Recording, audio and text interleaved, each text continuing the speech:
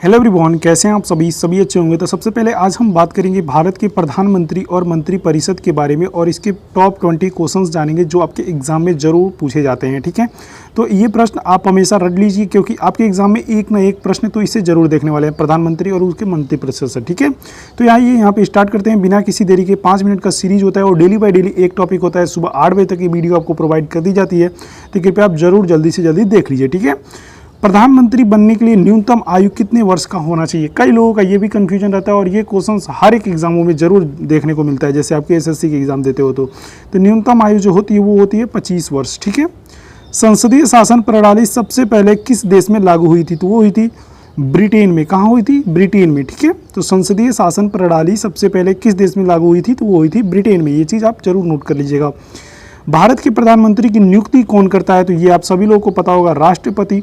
आप नीचे जाएंगे तो और भी बेहतरीन प्रश्न मिलेंगे जो आपके एग्जाम में पूछे जाते हैं। ठीक है, मैं वही क्वेश्चन लेके आता हूँ जो आपके एग्जाम से रिलेटेड हो, बाकी अन्य कोई भी प्रश्न नहीं आता है। ठीक है, योजना आयोग का अध्यक्ष कौन होता है, आपको ये बताना। तो योजना आयोग का अध्यक्ष कौन होता है, वो होता है प्रधानमंत्री। और योजना आयोग, ठीक है, उसको हम लोग क्या बोलते हैं, नीति आयोग के नाम से जानते हैं। ये चीज़ आप जरूर नोट कर लीजिएगा। ठीक है, संघीय मंत्रिमंडल में बैठक के सभापति कौन करता है, तो संघीय मंत्रिमंडल की जो बैठक होती है उसकी सभापति कौन करता है, तो वो सभापति कौन होता है, तो उसके सभापति होते हैं प्राइम मिनिस्टर, मतलब पीएम होते हैं। ठीक है, तो इस चीज़ को आप ध्यान रखिएगा। प्रधानमंत्री के कार्यकाल कितने वर्ष का होता है, तो वो होता है आपका 5 वर्ष का कार्यकाल होता है। तो ये चीज़ भी आप नोट डाउन जरूर कर लीजिएगा। ठीक है, नेक्स्ट क्वेश्चन की बात करेंगे और धीरे धीरे हम लोग 7वें नंबर प्रश्न पे चले गए और आप देखते होंगे कि आपको जरूर एक इसमें का प्रश्न आपको एग्जाम में देखने को मिलेगा।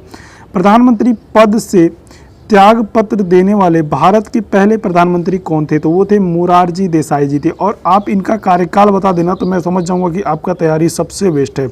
अगर आप इनका कार्यकाल बताइए कि ये कब से कब तक रहे थे और कब इन्होंने इस्तीफा भी दिया था। 2 क्वेश्चन आप जरूर, क्योंकि देखिए जो चीज़ आपको आती है और जिसको आप लिख देते हो ना तो आप जीवन भर नहीं भूलते हो, जो आपसे कोई पूछ देता है। ठीक है, तो वो चीज़ आप जरूर हमको बताइए, कार्यकाल इनका कब से कब तक था। सबसे अधिक समय तक प्रधानमंत्री रहने वाले कौन थे, तो वो थे जवाहरलाल नेहरू जी थे, तो तीन बार प्रधानमंत्री रह चुके हैं। ठीक है, नेक्स्ट क्वेश्चन की बात करेंगे। भारतीय संविधान के अनुसार तथ्यात्मक संप्रभुता किस व्यक्ति में निहित होती है, तो वो होती है प्रधानमंत्री में निहित होती है। ठीक है, भारत के पहले प्रधानमंत्री कौन थे, तो ये आपको ये प्रश्न पता होगा, जवाहरलाल नेहरू जी थे। ठीक है, 11वें नंबर प्रश्न पे आप बात करेंगे। यहाँ पे ये क्या कह रहा है, इसको देखिएगा। कितने प्रधानमंत्रियों की मौत अपने पद पर रहते हुई थी, तो ये हुई 3 प्रधानमंत्री ऐसे भारत के हुए जिनको मतलब अपने पद पे रहते हुए भी उनको मतलब मौत हो गई। तो सबसे पहले प्रधानमंत्री कौन थे आपको ये बताना है, और दूसरे कौन थे और तीसरे कौन थे आपको ये बताना है। मैं 2 का गेस कर देता हूँ, राजीव गांधी और आप इंदिरा गांधी को ले लीजिए, और एक कौन थे आपको जरूर बताना चाहिए। चलिए उसको ही बता देता हूँ, वो थे लाल बहादुर शास्त्री साहब। इनकी मौत विदेश में हुई थी, बाकी इन दोनों लोगों को देश में हुई थी इनकी मौत। ठीक है, नेक्स्ट क्वेश्चन की बात करेंगे। प्रधानमंत्री पद की इस्तीफा कौन दिलाता है, शपथ कौन दिलाता है, तो वो दिलाते हैं प्रेसिडेंट साहब, मतलब राष्ट्रपति जी दिलाते हैं। ठीक है, इस समय प्रेजेंट में राष्ट्रपति कौन है आप जरूर से हमको बताइएगा कमेंट बॉक्स करके। कौन प्रधानमंत्री जिसने एक बार अपने पद से हटने के बाद दोबारा पद संभाला, तो वो थी इंदिरा गांधी। ठीक है, जवाहरलाल नेहरू के बाद प्रधानमंत्री कौन थे, तो वो थे गुलजारी लाल नंदा जी थे। जवाहरलाल नेहरू जी के प्रधानमंत्री के बाद गुलजारी लाल नंदा जी थे। नेक्स्ट क्वेश्चन की बात करेंगे और ये प्रश्न क्या कह रहा है, संसदीय शासन प्रणाली में वास्तविक कार्यपालिका की शक्ति किसे प्राप्त होती है, तो वो होती है प्रधानमंत्री के पास प्राप्त होती है। ठीक है, सबसे कम आयु के प्रधानमंत्री कौन बने थे, तो वो थे राजीव गांधी जी थे।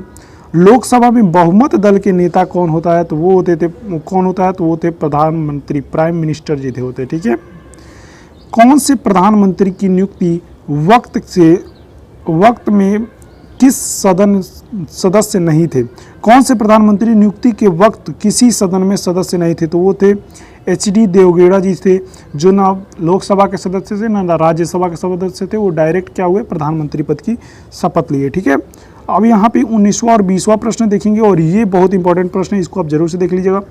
किस प्रधानमंत्री के एक भी दिन संसद नहीं गए थे, तो वो गए थे चौधरी चरण सिंह हैं, जो एक भी बार मतलब संसद में ये नहीं गए। अभी इनको मिला है कौन सा पुरस्कार, इनको मिला है नोबेल पुरस्कार। तो कौन से कार्य के लिए इनको मिला है, तो आप जरूर से इनको कमेंट बॉक्स में बनाइएगा, इनके महत्वपूर्ण कार्य कौन कौन से थे। ठीक है, यथार्थ कार्यपालिका की समस्त सत्ता किसमें निहित होती है? तो वो होती है मंत्री परिषद में। ठीक है, आई होप आपको ये वीडियो बहुत पसंद आएगा। चैनल को सब्सक्राइब करिएगा और अपने दोस्तों के पास जरूर शेयर करिएगा। और देखिए, चैनल को सब्सक्राइब करके ही जाइएगा। Thank you so much.